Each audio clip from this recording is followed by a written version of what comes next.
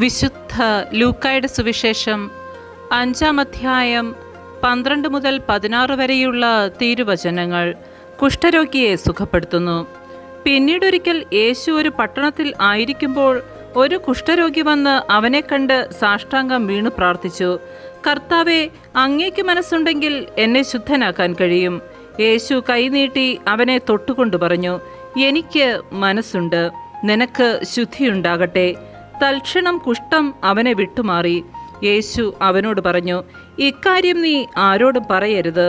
പോയി നിന്നെ തന്നെ പുരോഹിതന് കാണിച്ചു കൊടുക്കുകയും മോശ കൽപ്പിച്ചിട്ടുള്ളതനുസരിച്ച് ജനങ്ങൾക്ക് സാക്ഷ്യത്തിനായി ശുദ്ധീകരണ കാഴ്ചകൾ സമർപ്പിക്കുകയും ചെയ്യുക. എന്നാൽ യേശുവിൻ്റെ കീർത്തി പൂർവാധികം വ്യാപിച്ചതേയുള്ളൂ. അവൻ്റെ വാക്കു കേൾക്കുന്നതിനും രോഗശാന്തി നേടുന്നതിനും വേണ്ടി വളരെ ആളുകൾ തിങ്ങിക്കൂടി. അവനാകട്ടെ വിജന പ്രദേശങ്ങളിലേക്ക് പിൻവാങ്ങി അവിടെ പ്രാർത്ഥിച്ചു കൊണ്ടിരുന്നു. നമ്മുടെ കർത്താവായ മിശിഹായ്ക്ക് സ്തുതി.